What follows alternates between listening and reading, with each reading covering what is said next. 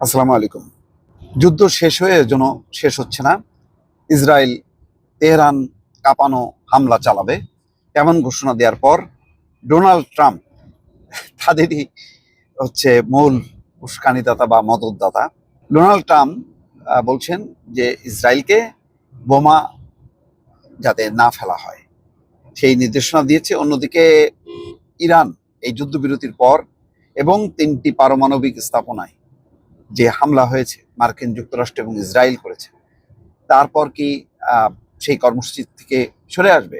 না, ইরান বলছে যে সেই কর্মসূচি তাদের অব্যাহত থাকবে। দর্শক, সেই খবর এটি যেই আজকে ঘোষণা দিয়েছে ইসরায়েলের 2 মন্ত্রী যে তেহরান কেঁপে উঠবে এমন হামলা চালানো হবে, যেহেতু তারা অভিযোগ করছে যে ইরান যুদ্ধবিরতি লঙ্ঘন করে তাদের দেশে ক্ষেপণাস্ত্র হামলা চালিয়েছে এবং 3-4 জন মারাও গেছে, ক্ষয়ক্ষতি হয়েছে, সুতরাং তারা এর প্রতিশোধ নেবে।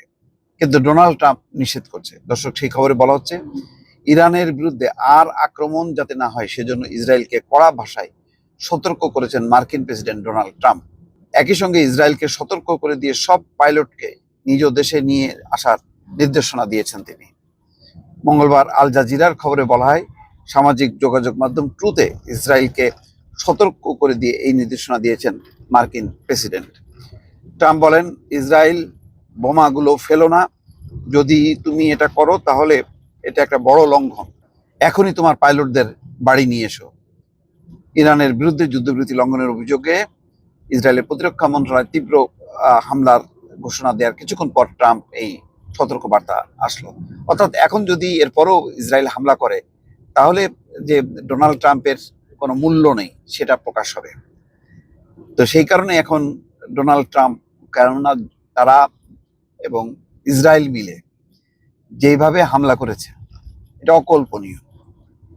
সেই হামলার পরও কিন্তু ইরান দমে যায়নি, বরং তারা পাল্টা প্রত্যাঘাত করেছে তাদের সামর্থ্য অনুযায়ী। সেই কারণে এখন এই যুদ্ধ যাতে আর বিস্তৃতি না ঘটে সেই কারণে ডোনাল্ড ট্রাম্প মরিয়া হয়ে চেষ্টা করছে। সেই কারণেই বলছেন যে তোমাদের পাইলটদেরকে নিয়ে আসো আর যাতে কোনো বোমা না ফেলা হয় ইরানে। এখন ইরান কি করবে? ইরান কি পারমাণবিক কর্মসূচি থেকে সরে আসবে নাকি আসবে না? দর্শক, তা নিয়ে একটি খবর, সেটি হচ্ছে পারমাণবিক কর্মসূচি কোন পথে স্পষ্ট করলো ইরান। সেই খবরে বলা হচ্ছে, ক্ষতিগ্রস্ত পারমাণবিক কর্মসূচি দ্রুত পুনরুদ্ধার এবং জোরালো করার উদ্যোগ নিয়েছে ইরান, এমনটি জানিয়েছে দেশটির পারমাণবিক শক্তি সংস্থার প্রধান মোহাম্মদ ইসলামী।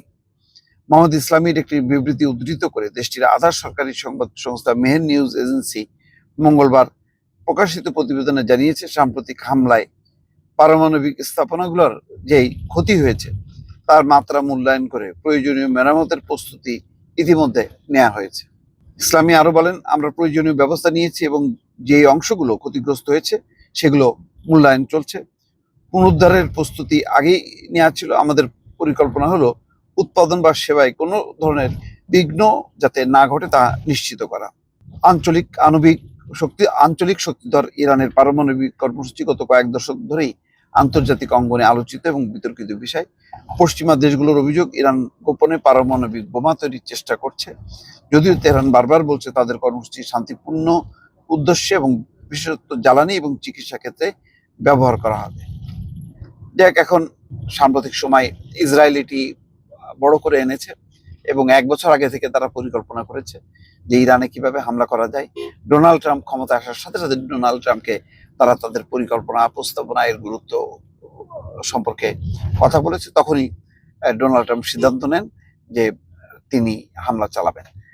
তো তাই হয়েছে দর্শক, যে সাম্প্রতিক মাসগুলোতে ইরানের ইউরেনিয়াম সমৃদ্ধকরণ কার্যক্রম এবং পারমাণবিক স্থাপনাগুলো নিয়ে উত্তেজনা আবার তুঙ্গে ওঠে। ইরান দাবি করছে তাদের পারমাণবিক স্থাপনাগুলো লক্ষ্য করে একাধিক হামলা চালানো হয়েছে। গত 22শে জুন 3টি পারমাণবিক স্থাপনায় হামলার চালায় ইসরায়েলের মিত্র গোষ্ঠীগুলো। এর 24 ঘন্টার ব্যবধানে গুরুত্বপূর্ণ ফোর্দোতে হামলা চালায় তেল আবিব, তবে ইসরায়েল এসব দায় অস্বীকার করেনি। যাই হোক, এখন যদি ইরান আবার তাদের পারমাণবিক কর্মসূচি নিয়ে এগিয়ে যেতে থাকে তাহলে কি আবারও ইসরায়েল বা আমেরিকা সংগঠিত হবে? দর্শক, সেটি এখন দেখার অপেক্ষা। ভালো থাকবেন। আল্লাহ হাফেজ।